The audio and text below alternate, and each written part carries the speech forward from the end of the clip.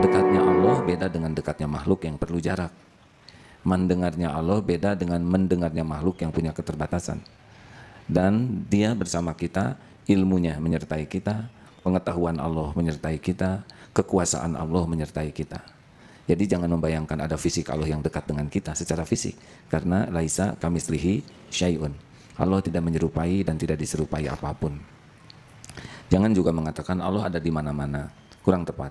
Kalau ditanya Allah ada di mana, maka Allah bersemayam di atas arsy, sudah begitu saja. Arsy-nya bagaimana? Pasti kita tidak bisa menjangkau. Karena kalau Allah berada di suatu tempat, maka tempat itu lebih besar daripada Allah. Tapi kita sudah cukup apa yang dikatakan dalam Al-Quran. Dalam surat Al-Hadid, summastawa alal arsy. Kemudian dia bersemayam di atas arsy. Jadi Allah itu penguasa jagat semesta yang maha dahsyat. Makanya kalau azan tuh yang pertama disebut takbir. Allahu Akbar, Allahu Akbar. Siapa yang bisa dengan pengetahuan ya memahami dahsyatnya alam ini, nah Allah menguasai alam ini dengan seksama. Jadi tidak ada apa-apanya. Yang namanya pejabat. Ada perkataan yang suka dibawa-bawa oleh Wahabi untuk memvalidasi perkataan mereka bahwa Allah itu bersemayam di atas arsy. Nah, diantaranya adalah perkataan A'agim. Jadi nambah lagi tuh dalilnya Salafi Wahabi itu selain Al-Quran, hadis, ChatGPT, perkataan anak kecil, sekarang perkataan A'agim jadi hujah begitu ya. Ini kelucuan nih dari Wahabi. Jadi memang kebiasaan mereka itu, mereka tidak melihat apa yang mereka katakan benar atau salah, tetapi mereka itu mencari-cari nih. Oh, ternyata ulama dulu pun diklaim ya, Imam Asy'ari itu tobat dari pemahamannya. Kemudian Imam Ghazali pun mengatakan pemahaman saya atau pengetahuan saya di dalam hadis itu lemah dan lain sebagainya. Nah, sekarang mereka mengatakan A'agim juga punya i'tiqad bahwa Allah itu bersemayam di atas arsy. Jadi kalau misalkan beriman tanpa dalil ya seperti ini ya. Kalau kita itu Asy'ariyah Maturidiyah, tatkala pertama kali masuk ke dalam ilmu tauhid, yang pertama kali dibahas itu pasti yang namanya iman secara ma'rifah, bukan hanya taklid. Malah kita membahas hukum taklid di dalam iman. Nah, makanya setelah mengetahui hujjah, perkataan siapapun begitu ya, apalagi ulama yang tidak muktabar tentang zahir yang mengatakan Allah bersemayam di atas arsy, itu tidak akan diterima. Karena kita sudah mengetahui dalil qat'i bahwa Allah itu tidak bertempat. Nah, perkataan Agim ini sudah saya lihat videonya. Saya sebetulnya melihat video Agim ini 2 kali ya. Yang pertama kali itu sudah lama sekali dulu tatkala beliau itu sedang melakukan ceramah di salah satu bank, kalau tidak salah di Sinarmas dulu itu. Nah, kalau yang ini mungkin lebih baru ya. Saya sudah lihat videonya itu kurang lebih sekitar 5 menitan lah. Tidak panjang. Cuman yang menarik itu bagian akhirnya. Apakah Agim itu memang mengatakan Allah bersemayam di atas arsy ya? Ya, tapi apakah itu mencerminkan dari i'tiqadnya, nanti kita bahas ya, gitu. Kalau sama Agim sih saya sudah senang dari mulai pesantren begitu ya. Kalau misalkan mengatakan ilmunya bagaimana ya orang yang pesantrenan tahulah, tidak usah saya sebutkan menilai kedalaman pemahaman Agim itu ya, orang yang pesantren itu tahu. Seperti ini saja, langsung kepada langsung kepada poinnya. Di videonya Agim itu, beliau itu kan menukil hadis. Tatkala tatkala sahabat itu berzikir dengan keras, ya ditegur oleh Rasulullah SAW dengan bahasa bahwa sesungguhnya kalian itu tidak sedang berdoa kepada Tuhan yang jauh, tetapi yang dekat begitu. Bahasanya seperti itu. Cuman kata Agim itu, jangan sampai kita itu memaknai bahwa dekat itu ada dekat fisik. Nah, di sini mulai agak bermasalah sedikit gitu ya bahasanya. Jadi bahasa Agim itu Rasulullah kan mengatakan kalian itu sedang memanggil atau berdoa kepada Tuhan yang dekat. Kata beliau, jangan membayangkan ada kedekatan Allah dengan kita seperti kedekatan fisik. Ini bahasanya bukan salah, tetapi kurang lengkap. Jadi sebetulnya bukan begini, bukan jangan membayangkan kedekatan dengan kita itu seperti kedekatan fisik, tetapi nafikan seluruh sifat kefisikan itu dari Allah sama sekali, baik dekat atau jauh begitu. Nah, kalau Wahabi seperti ini, ya, Wahabi itu. Jadi Allah itu, kata si Khalid Basalamah kan, punya sifat-sifat fisik. Kalau bahasa mereka yang lebih halus itu punya sifat-sifat zat, yang mana sifat zatnya itu murakkab, ada bagiannya. Ada kaki, ada tangan, ada wajah, dan lain sebagainya. Nah, dan mereka itu punya i'tiqad bahwa Allah itu di atas langit, atau di atas arsy, yang beberapa waktu itu suka turun ke bawah. Nah, ini melazimkan adanya sifat fisik. Dalam bahasa halus mereka itu sifat zat yang murakkab. Ya, ada susunannya, yaitu dari tangan, kaki, dan lain sebagainya. Jadi kalau Agim itu mengatakan jangan membayangkan ada kedekatan fisik, bahasa yang lebih lengkap itu jangan sampai mengiktikodi ada sifat fisik bagi Allah. Itu bahasa yang lengkapnya itu. Karena si Salafi Wahabi itu mereka punya iktikad bahwa zat Allah itu jauh di atas arsy begitu, bertempat di sana. Jadi dari sini ke atas itu tidak ada zat Allah. Nah, dari arsy baru zat Allah begitu. Nah, pemahaman seperti ini akan mengakibatkan bahwa Allah itu dekat kepada kita dengan ilmunya, dengan pengetahuannya begitu, kemudian dengan pemberiannya, dengan rahmatnya, tetapi jauh secara zat. Nah, ini adalah konsekuensi dari mengatakan Allah di atas arsy. Karena arsy itu adalah makhluk Allah yang paling besar dan makhluk Allah yang paling tinggi. Nah, apakah Agim ini memiliki i'tiqad seperti Wahabi? Nanti kita lihat ya. Nanti kita lihat. Kemudian Agim juga mengatakan, jangan pula mengatakan Allah ada di mana-mana. Karena itu kurang tepat, kata beliau itu. Nah, itu sebetulnya bukan kurang tepat, itu salah. Ya, kalau mengatakan Allah di mana-mana. Dan perkataan Allah di mana-mana ini suka dinisbahkan kepada Asy'ariyah Maturidiyah. Ini salah sebetulnya. Saya ini Asy'ariyah Maturidiyah. Membaca ini kalau misalkan di belakang kitab, di belakang saya ini itu ada kitab banyak yang paling atas itu ilmu tauhid semua, Asy'ariyah Maturidiyah itu. Saya punya beberapa puluh jilid kitab mengenai Asy'ariyah Maturidiyah. Kamu cari tidak akan menemukan ada ulama yang mengatakan Allah di mana-mana, enggak ada. Yang mengatakan Allah di mana-mana itu batiniyah. Begitu. Jadi bahasa mahal pertama kali itu sudah dinafikan dari Allah Subhanahu wa taala. Jadi bagaimana bisa dikatakan Allah di mana-mana? Jadi perkataan Agim yang mengatakan jangan pula mengatakan Allah di mana-mana, betul itu. Cuman bahasa beliau itu kurang tepat, salah, bukan kurang tepat. Kalau kurang tepat itu ada sisi benarnya. Itu bukan kurang tepat, itu salah mutlakon begitu. Mengatakan Allah di atas arsy atau mengatakan Allah di mana-mana itu salah mutlakon. Jika ditanyakan Allah di mana, jawab saja Allah bersemayam di atas arsy. Nah, ini yang menjadi masalah. Kemudian dinukil oleh orang-orang Wahabi yang mengatakan, Agim juga mengatakan Allah bersemayam di atas arsy. Jadi kalau perkataan benar, Agim mengatakan seperti itu. Begitu. Tapi apakah Agim beriktikad seperti itu? Nah, ini lain, ya. Jadi masalahnya bagaimana ya? Kalau orang itu teliti terhadap dirinya, terhadap hati begitu, terhadap dirinya, dia akan bisa membedakan. Ada yang namanya i'tiqad, ada yang namanya qaul. Jadi i'tiqad dengan perkataan itu dua perkara yang berbeda. Makanya begini nanti ya. Ada perkataan, ada i'tiqad, ada kenyataan. Nah, apabila perkataan ini sesuai dengan kenyataan, perkataan sesuai dengan kenyataan nih, maka itu disebut qaulus sidqi. Itu adalah perkataan yang benar. Perkataan yang benar itu mutobiknya atau muwafiqnya antara qaul dengan waqi', dengan kenyataan. Nah, jadi sidik itu sifat bagi perkataan. Jika perkataannya tidak sesuai dengan kenyataan, maka itu namanya kadzib. Nah, ada satu lagi yang disebut hak. Hak itu dia lebih umum daripada sidik. Jadi apabila perkataannya ini dia sesuai dengan apa yang ada di dalam hati, itu nanti belum tentu tepat. Belum tentu tepat.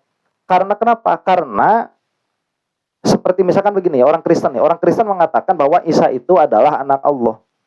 Itu sesuai dengan apa yang ada di dalam hati mereka, tapi tidak sesuai dengan kenyataan. Maka perkataan itu meskipun disebut jujur dari dalam hati, tapi dia tidak sama dengan apa yang ada di dalam kenyataan. Nah, kalau i'tiqad sesuai dengan kenyataan, itu namanya i'tiqadul haq. Nah, kadang-kadang ya, orang berkata perkataannya tidak sesuai dengan apa yang di dalam hati, itu nanti alasannya banyak. Contoh misalkan yang sering kita dengar itu alasannya untuk apa? Untuk takiyah saja, hanya untuk berpura-pura saja, atau munafik ya. Jadi ada sesuatu yang ada di dalam hati yang ingin disembunyikan. Makanya kenapa perkataannya tidak sesuai dengan apa yang ada di dalam hati. Atau dalam beberapa case, dalam beberapa kesempatan, tidak sesuainya perkataan dengan i'tiqad itu hanya karena salah berbicara. Ya, jadi sabkul lisan begitu. Atau karena ketidakfahaman bagaimana cara mengiktibarkan, mengibaratkan, mengungkapkan. Jadi tidak paham bagaimana mengungkapkan apa yang ada di dalam hati, sehingga tatkala diucapkan, ucapannya itu tidak sama dengan apa yang di dalam hati.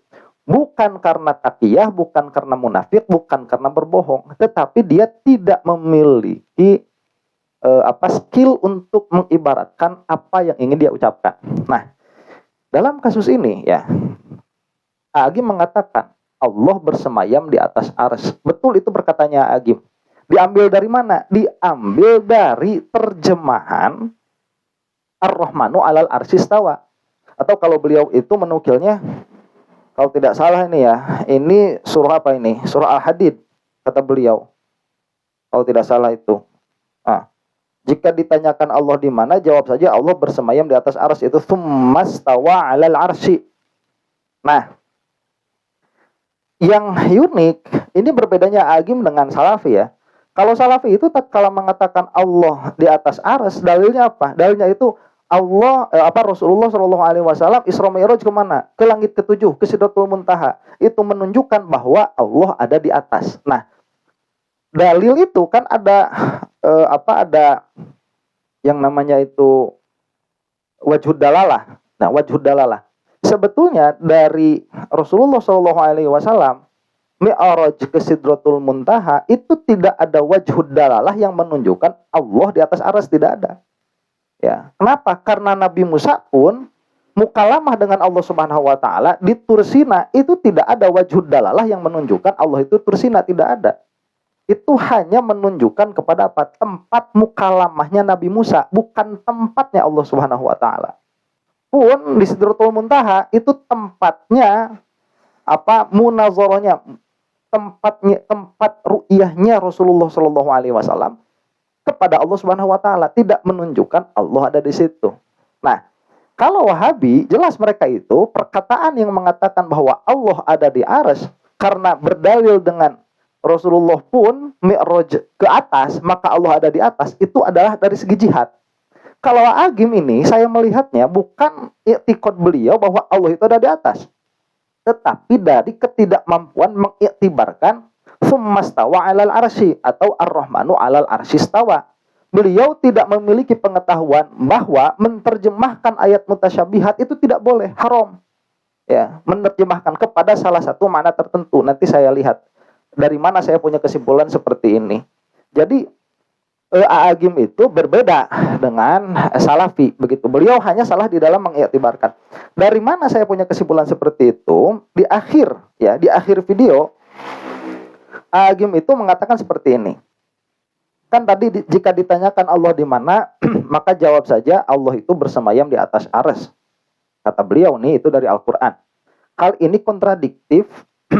ini kesimpulan saya ya. Hal ini kontradiktif dengan yang Agim katakan selanjutnya. Kata Agim begini, jika ditanyakan, kemudian kan kalau misalkan ditanyakan Allah di mana, kemudian jawabannya di atas arsy, maka akan ada pertanyaan berikutnya, yaitu arsy-nya bagaimana? Maka pasti tidak akan terjangkau. Kata Agim itu, ya jangan ditanyakan lagi, arsy tidak akan terjangkau. Jika Allah ada di suatu tempat, maka tempat itu pasti lebih besar daripada Allah. Nah, ini perkataan Agim nih. Ini namanya lazim akli. Ya, lihat. Jika Allah bersemayam di arsy, dalam pengertian Allah itu bertempat di situ dan arsy ini adalah suatu tempat, maka akan lazim tempat itu lebih besar daripada Allah. Ini lazim akli. Nah, kalau kamu, jadi ini tidak bisa, lazim akli itu begini, kamu tidak bisa mentasdik, membenarkan satu perkara ini tanpa membenarkan perkara yang itu nggak bisa. Jadi perkara yang ini dibenarkan, yang itu pasti dibenarkan. Ini namanya lazim akli, karena itu tidak bisa lepas. Contoh misalkan, ini lazim akli yang sering dipakai Wahabi ya, supaya Wahabi paham nih. Kalau Allah itu ada di mana-mana, ya, dan mana-mana itu adalah ibarat dari banyak tempat, berarti di sini ada, di situ ada, di sini ada, di situ ada. Kalau kamu punya i'tiqad Allah di mana-mana, maka secara otomatis kamu punya i'tiqad Allah banyak. Itu sudah tidak bisa dilepaskan lagi. Kamu tidak bisa punya i'tiqad Allah itu di mana-mana, tapi Allah itu satu, nggak bisa. Ya, kalau kamu punya i'tiqad Allah di mana-mana, sedangkan mana yang satu bukan mana yang lain, maka kamu pasti punya i'tiqad Allah itu banyak. Itu pasti difaham oleh Wahabi. Makanya mereka itu tidak setuju Allah ada di mana-mana. Itu namanya lazim akli. Jadi kamu tidak bisa membenarkan Allah di mana-mana tanpa kamu membenarkan bahwa Allah itu banyak. Itu sudah lazim aklinya. Makanya Asy'ariyah Maturidiyah itu lebih pintar lagi. Nggak ada yang bilang seperti itu, begitu. Yang mengatakan seperti itu tidak ada. Nah, Agim itu mengatakan jika Allah bertempat di atas arsy, kemudian arsy ini adalah tempat, ya, maka tempat ini akan lebih besar daripada Allah. Dan itu mustahil. Kalau kita dari awal sudah mengatakan Allah ini bukan fisik, maka bukan jirim, bukan jisim, bukan jauhar, maka mengatakan Allah itu punya dimensi lebar, panjang, dan tinggi, itu sudah tidak mungkin. Jadi bahasa besar dalam pengertian sifat bagi jirim itu bagi Allah sudah mustahil, begitu. Nah, jadi saya lihat ya, Agim ini sudah beda nih i'tiqadnya dengan Wahabi. Nah, kata Agim kemudian ya, beliau itu membandingkan bahwa bumi ini jika dibandingkan dengan matahari itu sekian besarnya matahari, dibandingkan dengan matahari yang lebih besar lagi sekian jaraknya, galaksi ini dibandingkan dengan galaksi yang lebih besar lagi sekian kecilnya, begitu, menunjukkan seperti itu untuk menjelaskan bagaimana besarnya arsy.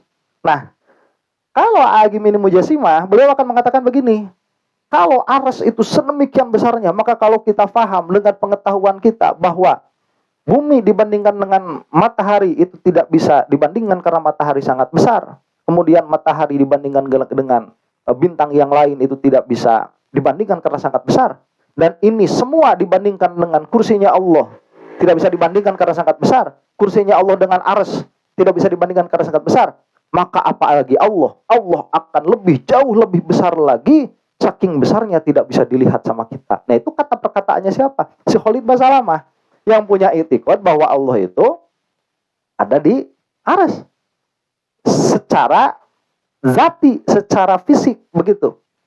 Itu kesimpulannya Khalid Basalamah. Cuman Agim tidak. Setelah menjelaskan besar-besar seperti itu, kata-kata akhirnya begini, barang siapa yang bisa dengan pengetahuannya memahami dahsyatnya alam ini, maka ketahuilah Allah memilikinya dengan seksama. Jadi tidak menjadi bandingan terhadap besarnya Allah. Tetapi semua yang beyond imagination ini, yang tidak bisa diimajinasikan ini, saking dahsyatnya ternyata, saking kecilnya kita dan dahsyatnya alam-alam yang lain yang diciptakan oleh Allah Subhanahu wa taala, apalagi nanti arsy. Kata Agim, Allahu Akbar itu Allah menguasai semuanya. Bukan Allah lebih besar daripada itu, begitu ya. Jadi gimana ya? Ini kesalahan Agim cuma begini saja.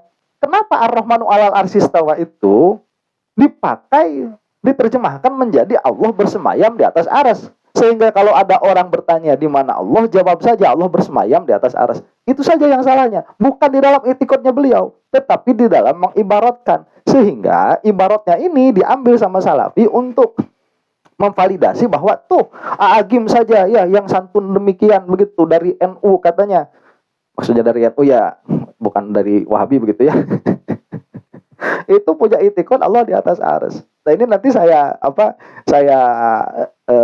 lanjutkan lagi videonya ya, karena yang mengatakan seperti ini bukan hanya Agim, tapi termasuk di dalamnya siapa? Gus Baha, begitu. Jadi nanti kalau untuk Gus Baha ini saya harus agak dalam, nanti saya bawa kitab-kitabnya, begitu ya, karena bakal banyak diserang nanti, begitu. Jadi ala kulli halin ya, memahami perkataan dan murad perkataan itu, dia adalah dua perkara yang berbeda begitu ya. Memahami nutuk dan memahami murad itu sangat berbeda, jauh sekali berbeda. Ya, jadi jangan katakan lagi Agim ini Wahabi, enggak begitu. Yang saya lihat, kalau misalkan Agim mengatakan, oh ini besar, maka Allah lebih besar lagi, ya saya bilang pasti langsung Agim Wahabi begitu. Ya sama kayak si siapa Khalid Basalamah dan kawan-kawannya begitu. Itu saja ya tentang Agim. Mudah-mudahan kita semua diampuni oleh Allah Subhanahu wa taala. Wallahu a'lam bishawab.